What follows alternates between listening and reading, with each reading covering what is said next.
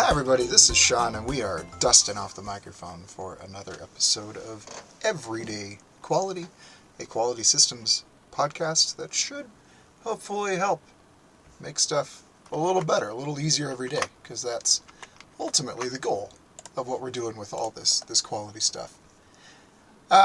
It's been a while since the last episode, and we tend to do 4 in a row and then nothing for months, and that's how it's going to be.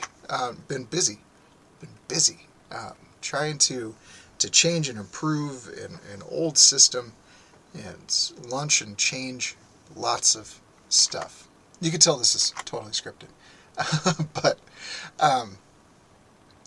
I visited a vendor recently, and most of the staff there had been with the company for 20, 30 years, and they don't do big changes all the time. And to this date, I've really made my quality career on revamping entire quality systems, starting things from scratch, doing giant heavy lifting projects. And I didn't see that at this vendor. And it made me think. Of all of the books that I've read, all of the Kaizen stuff, and it's really quality, continual improvement isn't always about giant, big changes. It's about change, making things better. Not just for the sake of change, but to make the job easier. So today we're going to talk about that. We're going to talk about, the finding tiny wins to have a big impact and really making continual improvement a daily habit. Not just a thing that needs to be brought up in a project charter or a big plan to roll it out. So, really, we're going to talk about why good, solid quality systems aren't built really on giant changes, but on small, little ones that make everybody more involved in the process, more aware of what's going on, and make the system easier to interact with. So, let's go back to that vendor visit. Walking around there, all of these very experienced staff that had been there almost since the origination of the organization.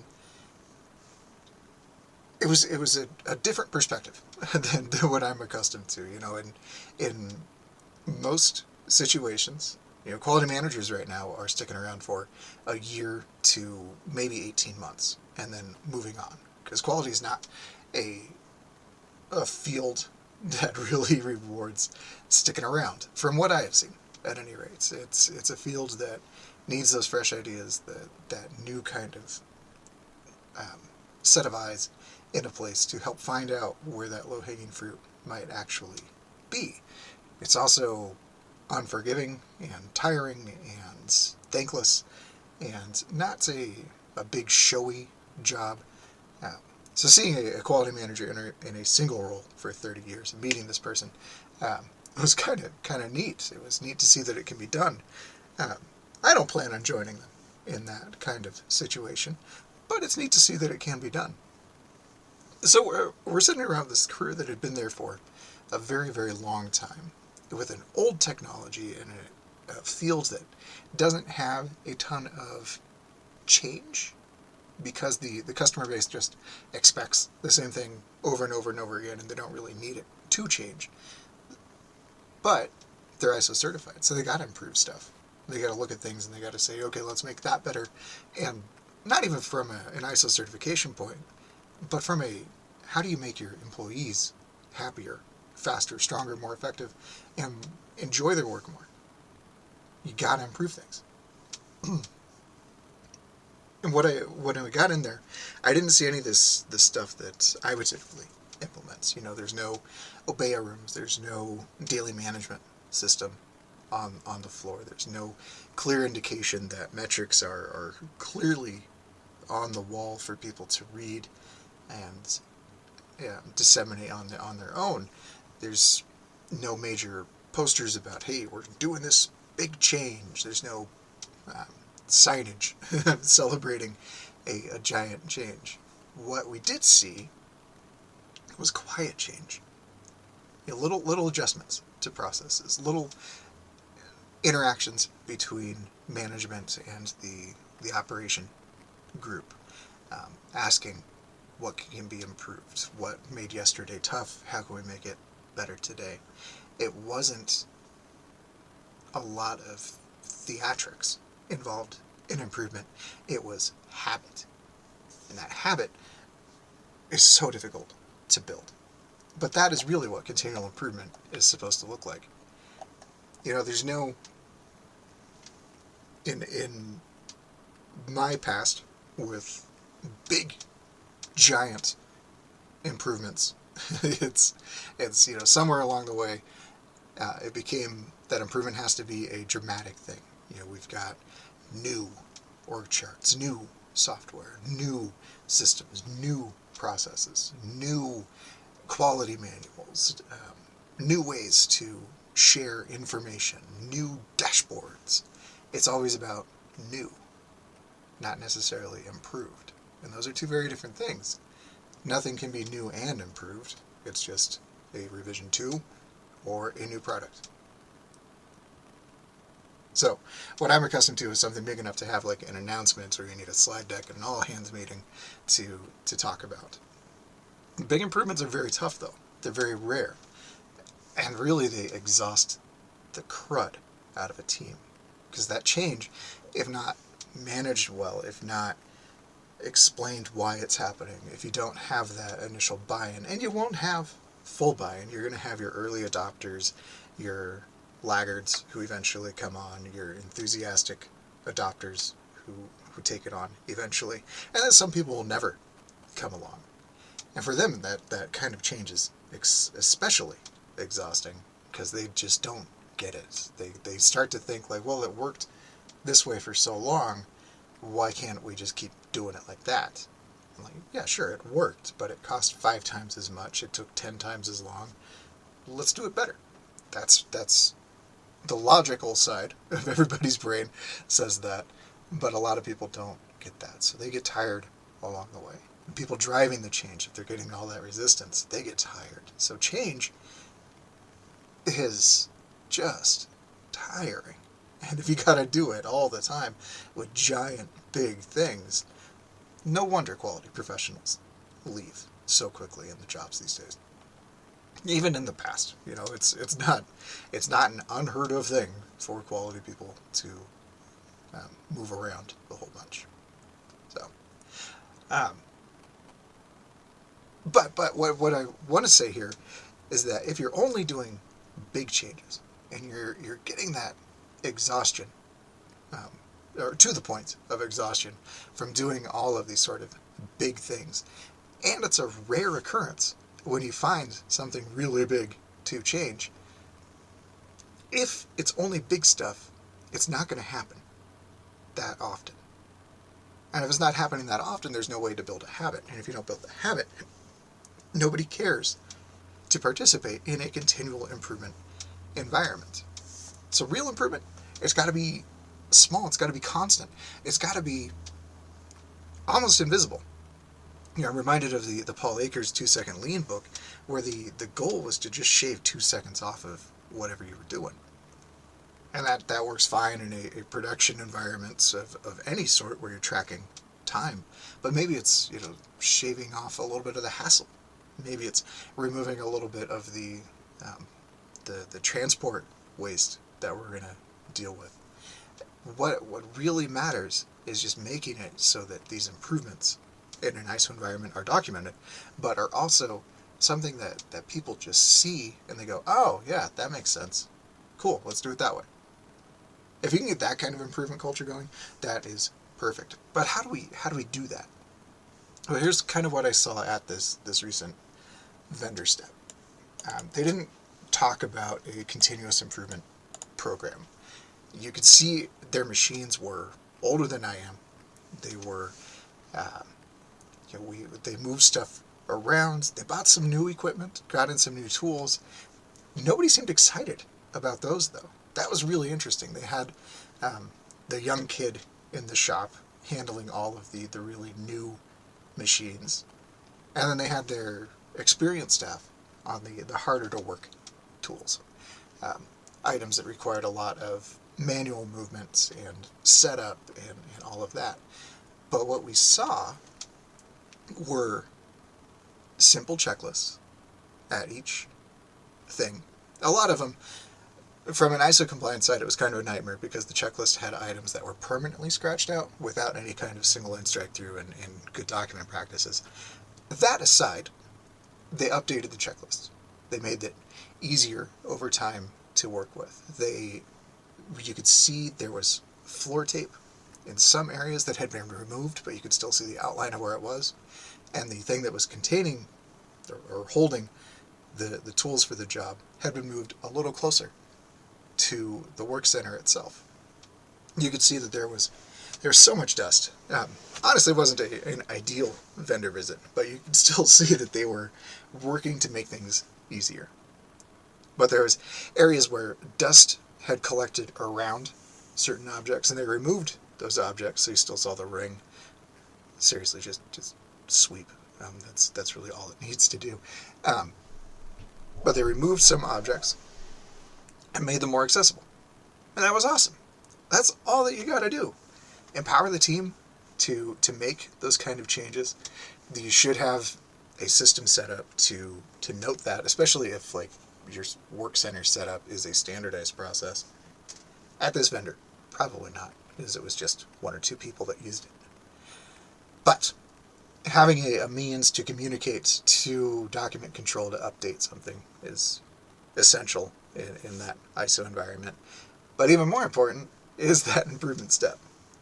Because once people start to feel like they can actually participate in improvement or make improvements, make changes to their work center, their station, that means there's enough psychological safety, there's enough appreciation of their labor, that they perceive enough appreciation of their labor to actually participate in the system. And that is the ideal state. You want people to feel safe and secure and acknowledged and worthy of participating in a massive quality management system that ultimately gets you more work. So really what I saw at this vendor was that kind of participation. And nobody was like out there with like, woohoo, you guys made a change, you saved 2 seconds on your thing. Nobody did that. That was not the culture that they set up. Now, I fully believe in loud recognition of improvements, especially early on in the CI sort of journey, because it makes it more known. Some people will really respond to it. Some people will never participate in the system again. But you got to advertise it. You got to sell it. You got to make it a real poppin', happening thing for people to be participating in. So the vendor did great at that. What we saw was a lean system. What we saw was Kaizen in action. Good change. That's all that we needed to see. ISO clause 10, all of the improvement stuff. If it can become a habit, it can become a behavior. And then it's, we're going to talk about that during an audit, but the auditor's going to be able to go out and see it. They're going to say, hey, what did you improve today? Ask that of an operator. And the operator may have an answer, which would be an incredible thing. So, what I have personally run into is kind of the opposite. It's really the that's how we've always done it kind of mindset. A lot of the people that I've worked with in the past had been in their positions for 5 or 6 years. Never have I really worked with people in a 30-year plus kind of role. That's just mind-boggling to me. But that phrase, all right, let's focus here. The phrase, that's how we've always done it. That is not about process. That's about permission to change things, It means that if people are only expecting it to happen that one single way, That means they don't feel safe in challenging that assumption. Everybody has ideas on how to make their job easier. You can't go to any one work center in any factory anywhere and people are going to say, yeah, it's just set up exactly how I like it. That doesn't happen. Everybody's going to say, oh yeah, I like my tools a little bit over here as opposed to the marked spots. They're going to say like, oh, I need my trash can raised 3 inches so that I don't have to lean down as much. They're going to say like, oh, I prefer pen over, or I prefer blue pen over black pen, but we only order black. So that kind of stuff. That is still improvement. But people need to feel safe and secure in their approach to the work and their interactions with leadership and the people that are in charge of making those changes happen. They need to feel safe with them. Worse, if we say that's how we've always done it, that could mean that nobody feels responsible to improve it. And without any responsibility, without any accountability in the process, of course nothing is going to change. It will be a never-ending cycle of, well, yeah, we're going to have that fixed. But who is we? Who is assigned to it? And worse, when you hear that phrase, that's how we've always done it, that means nobody believes that change is worth the effort. And that's sad. Once you get to that point, your system, your organization has a bigger issue. That's some leadership, Section 4 ISO stuff. It's just bad. That's an eloquent presentation of it. But if nobody believes the change is worth it, they don't believe that the company is worth adding to. They don't believe that their jobs are going to help them get to where they want to be. So if you feel that in your organization, if you feel that continual improvement doesn't happen because nobody believes that change is worth the effort, work with the management team. Tell them, hey, we've got this problem going on. How are we going to fix it? It's a requirement of ISO to fix it. It is a key principle, leadership, participating in the functionality of the system. And really, morale is the key cornerstone of any system. So, watch for those. Because if you get any of those, if you keep hearing, that's how we've always done it, that's how your system stops learning, stops growing, stops being good. It's not through failure. It's not through poor corrective actions. It's not through bad processes.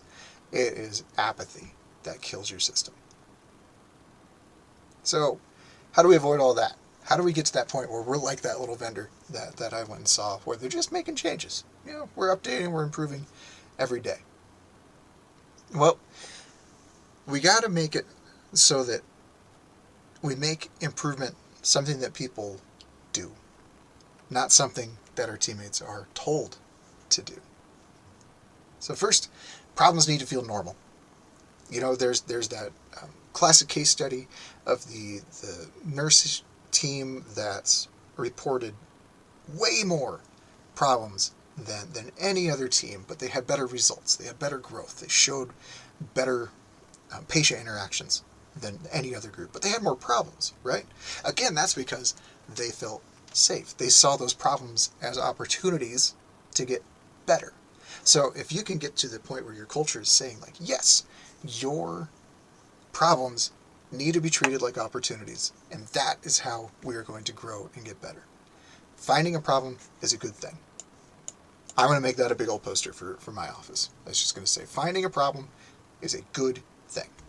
Bring mo problems, mo fun. Something like that. But the problems are good to have. And they are better to know about them. Because the more people report problems, issues, findings, not even just with the product, but like maybe they had a problem finding the right box for the good that they were going to build. Maybe they had a problem getting a forklift over to move a heavy pallet in a timely manner, that's a good thing. That means everybody's looking at it, they're trying to find out where waste exists and how to make it better. No problems means you can't improve anything. And that makes for a boring day at work. Now, I mentioned a lot of really small scale stuff, like I need to raise my trash can 3 inches, right? Not every improvement needs to be big. Because again, big improvements are rare. Big improvements are exhausting. You don't want to deal with that all the time. So step 2 in making improvement part of the daily stuff, go ahead and just lower that bar. There's no moonshots every day. But you can pick an apple every day, right? Low-hanging fruit. Not every improvement needs a meeting, a forum, a presentation, a committee, a subcommittee, a project charter. Sometimes we just have to say and encourage and record, hey, what if we just moved this here instead? That's all you got to do. Pull out an A3 if you really want to. Those things are so fast, so easy. But they don't need to be the entry fee for improvement, right? Fix stuff. Tell somebody, fill it out, and then we can document it to get that little credit for the improvement during the audit, and we can make sure that it's documented properly should any standardized processes exist related to it. Just let small improvements stay small. It's our job as the quality people to make sure that the change is recorded and provided in a timely manner. Next up, we want to make sure that we connect improvement to our daily work. If improvement doesn't connect to the job, it won't happen, because the job is what matters, right? Improvement should sound like, at times, somebody's going to say like, this step is annoying, let's fix it. They're going to say, hey, this confuses me, can we clarify it?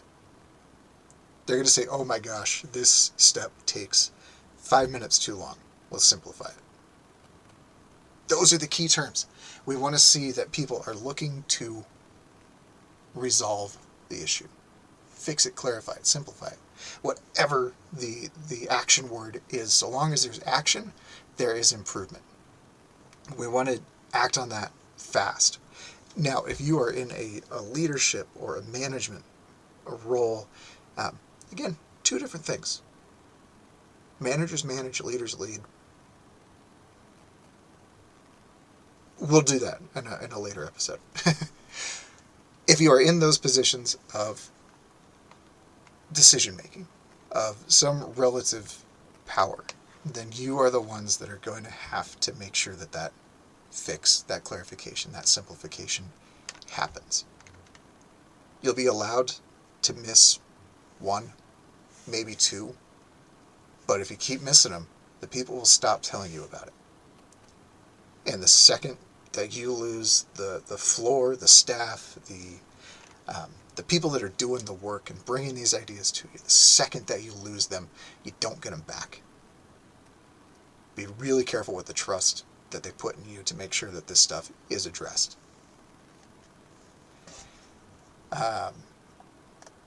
So once you fix it, you clarify it, you simplify it, celebrate those wins. This is really the cornerstone. Now, I like loud celebrations, and it works sometimes, but you really want to match your celebration to the person who made it happen, or people who made it happen. But you do have to celebrate it. Most companies will take the time to celebrate big old project launches, milestones getting hit. Good cultures celebrate these little wins, these little fixes, these little clarifications, these little simplifications.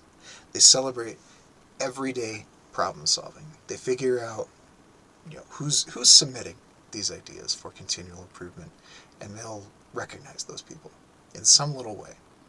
It doesn't need to be showy, it doesn't need to be loud. It's more fun loud in my opinion, but it doesn't need to happen. Celebrate those wins, just like you would with an 8D, with a major milestone getting hit, because that recognition it's going to fuel repetition of the behavior. And once that behavior gets repeated a lot, it becomes culture. Culture is what we do. And if we do continual improvement, primo. Back to the responsibility of leadership here. It will leave managers out of this one, because it's got to be leaders, people who can help push things forward, people who demonstrate what good behavior looks like, what desired culture looks like. Leaders have formal titles and informal titles, but your leaders need to model this sort of stuff. All right? Leaders need to ask the questions. Leaders need to be the first to say, hey, this isn't perfect. What do you think? How can we make this better? Leaders are going to suggest the small improvements. Leaders are going to accept feedback without any form of defensiveness. All right? If leadership goes into a system thinking that it is set in stone, that it's finished, that there's no need to change things because it's worked to this point, that's how everyone else is going to interact with it too. Leaders can't do that. Leaders need to be the first ones to say, all right, this is how we do it now. How are we going to do it tomorrow? What is this going to look like in a month, 3 months, a year? That's the role of the leader. Of course, there's going to be the need for formal tools. We're all working with ISO in some manner. So we've got to do corrective actions, preventive actions for some of us. We've got to mitigate those risks.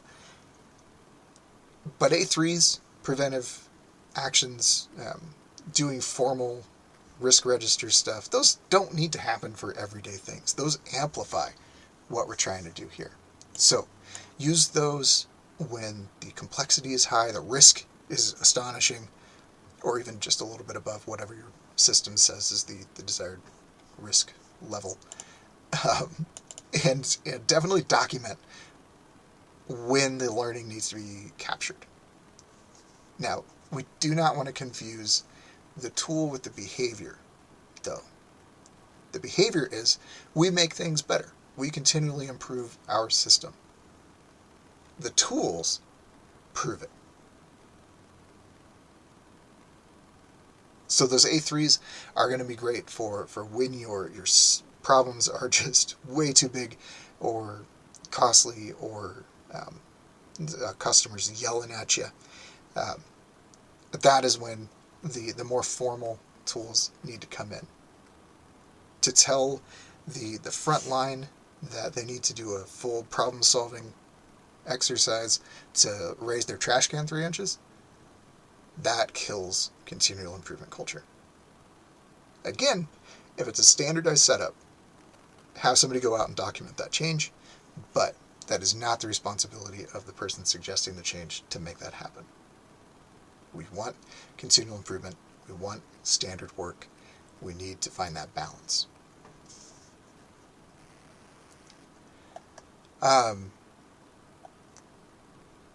Let's talk about, as we start to close this out, I've been rambling for a while now. Jeepers. Okay. Happy to be back. Glad you're here. A quality system doesn't have to feel heavy. And we want to keep in mind that we make our quality system. A quality system needs to feel helpful, responsive, alive. People want to participate in continual improvement because they think that that quality system that built that culture, that built that concept of continual improvement, they need to say it as, yeah, the system makes my job easier. That's why I participate in it. That's why I make it better every day. Once you start hearing that, one, you've educated the team incredibly well. Good job. Let me know in an email how you made that happen. But two, that is what your system needs to be. It doesn't need to weigh people down. It doesn't need to be just a series of red tape. It doesn't need to add cost, time, energy. It needs to make the work easier. And that is true, I believe, And even if you're working with 1345 or IATF, it's stuff that is there. The standard exists to guide how to make a system that works for customers, stakeholders, customers alike. Employees. I said customers twice. Who do we work for? Anywho, all right. So, rolling it back to what we're doing here, the vendor didn't do big improvements. And it reminded me that not everything needs to be a big improvement. They didn't talk about their continual improvement system. They just showed it. They did it. They did it all the time. They did it in every work center that we walked by. They need to sweep. I left a note. They need to take down some old documents, yes. But everywhere we went, we saw a work center that had been modified over time to get the best results possible for the team member and the customer. And that's cool. That is just awesome. And none of that seemed like a required element. They didn't have dedicated Gemba walks to do this. They didn't have dedicated risk registers at every station saying like, hey, you need to do this to reduce our risks in these areas. But they wanted to. They did it. They built a culture there that can't help but improve itself. And that was awesome. So, let's close it out. Some fun call to action stuff, if you will. In your work center, your workplace, wherever you are, find one small thing. Find a thing that saves you that 2 seconds. Eliminate a little bit of waste. Make it better. You don't need a form. You don't need an exploratory committee to figure out if it's necessary or doable. Just do it. Make it better. Update a document if it's a standardized process, because that will really mess everything up if you're doing it not according to plan. But still, make it better. That's the challenge. Go out, have some fun. This is the first one that we're back in quite some time, so I'm going to end with a quick note. I have completely updated the QC Tools register of tools. We've got control plans, FMEA makers, a really nice, really easy to use JavaScript, HTML, CSS. There's a bubble print maker, a newsletter maker, so much stuff, and it's yours for free. Download it if you need tools to help with your analysis. There's a really nice CPK calculator. It does PPK as well, so don't worry if you aren't doing multiple group sizes in there. You'll get the right data. Chart builders, Chart.js did a major update, so I was very excited. Free again, and it works. The math checks out. The bubble print maker is the coolest thing I've ever put together. So download it. Hit the website, coqms.com. Donations, of course, welcome. Won't shy away from that, but not obligatory. Not obligatory. That's how you say that word. Use it. Check it out. Send me an email. Let me know what you think. everydayqualitypodcast@gmail.com. Yeah, excited to be back. We'll get a few more of these episodes out soonish, and we'll have some fun. So thank you for listening. I really appreciate you stopping by and ranting with me. All right. Thanks, everybody. Bye.